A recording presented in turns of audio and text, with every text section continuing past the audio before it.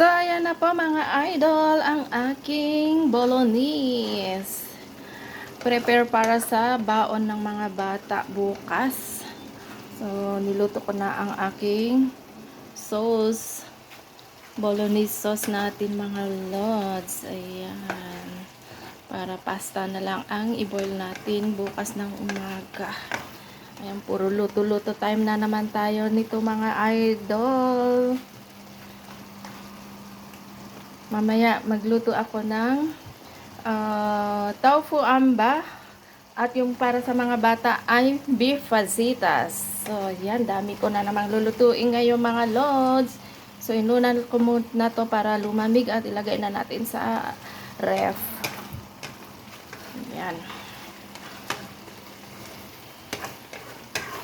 Kasi pag ganito ang lulutuin ko, kakainin nila ang kanilang baon.